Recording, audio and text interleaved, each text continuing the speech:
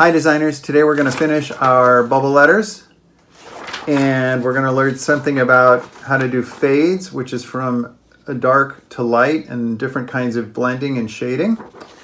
And I had some fun with this. I hope you guys had some fun with this. Please try more. You know, you never get things right on the first try. I've been doing this a long time, so I enjoy doing it anyway.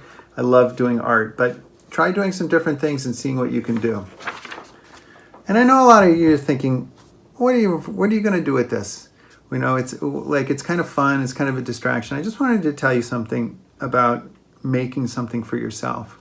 First of all, in your life and in school, you're going to be doing a lot of reports and projects and things. And you're going to get something called a template. And what a template is something designed by somebody else, somebody you don't know, some old person who works for some big company who thought that, hey, it would look pretty cool if you did your project with their template. So what that means is you're doing some work, but somebody else is designing it and making it look good. It's kind of what we call impersonal. Impersonal means that it doesn't have your heart and your soul in it. Okay? There's only one way for you to put your heart and your soul into a project and to make it your own and distinctly yours. And that's to design it yourself. So when you do that project about food, make your own art for it.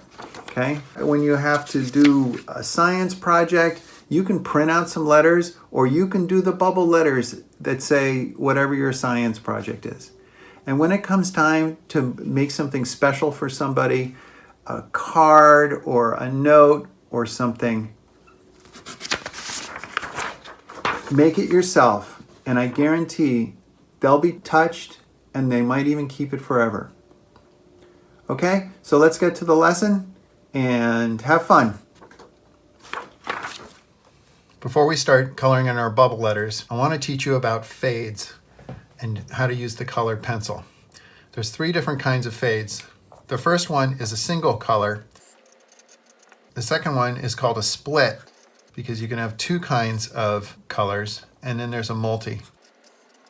So a single is pretty easy.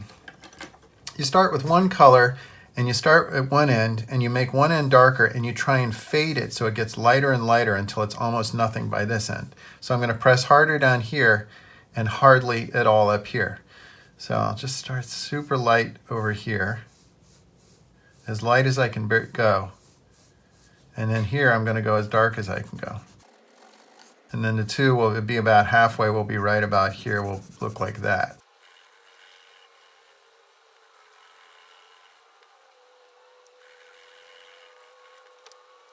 So that's a single. It just takes some practice.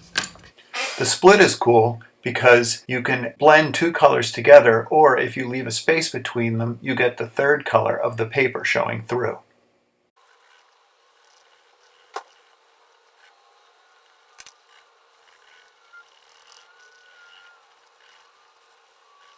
And a multicolor can be any choice of colors, and it's good for really complicated things like maybe a sunset. That's what I'm going to try. In case you can't tell what I'm doing, I'm pressing very hardly to make the darker ones. And as I go along, I lighten up and I lighten up until I'm pressing just a little bit. That's the technique. I'm going to do kind of a sunset here.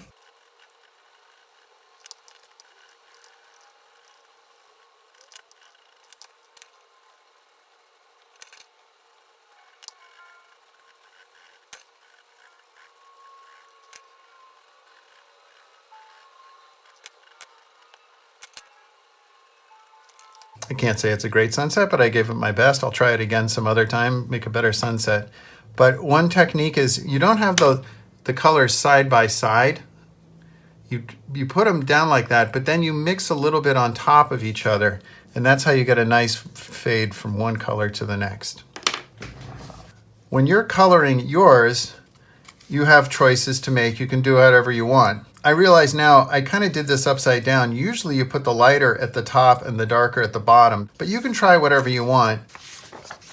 On this one, I used several different ones just because I was trying to show the students all the different techniques you can use. I'm not sure how good it looks having 4 different blends on it, Maybe it would look better if it only had one. Here's another one where I mixed 4 different techniques. This is a single fade, this is kind of a split, and a multi. This one that I just did, the fire one, was attempt. It's very much the same in each one.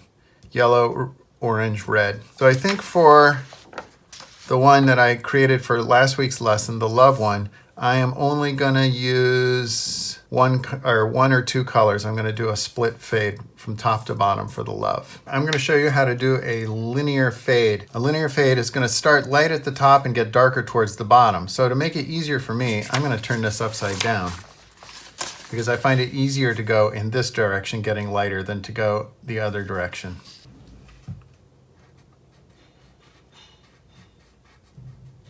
I want this end to be as dark as possible, and on this end, we want it to be as light as possible.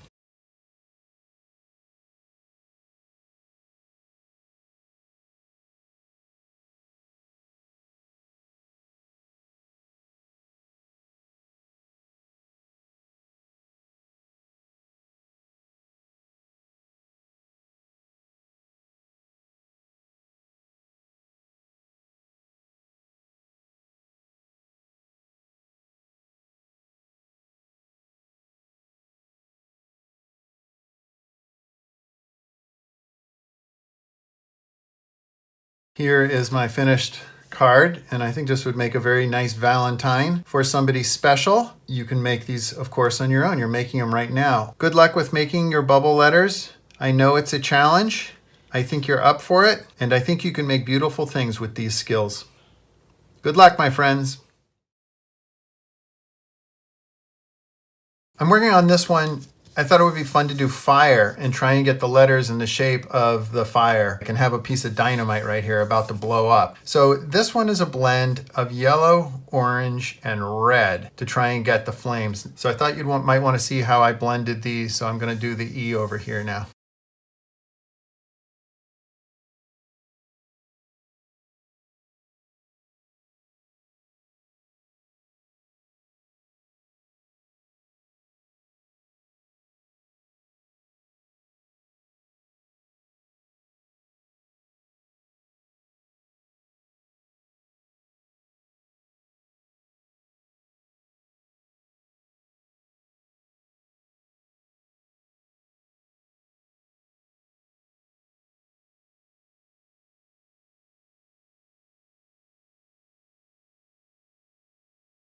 I'm really happy with the way this one came out. It went from yellow to orange to red, and then I used a little bit of the red to draw on top of the orange just to give it a little texture.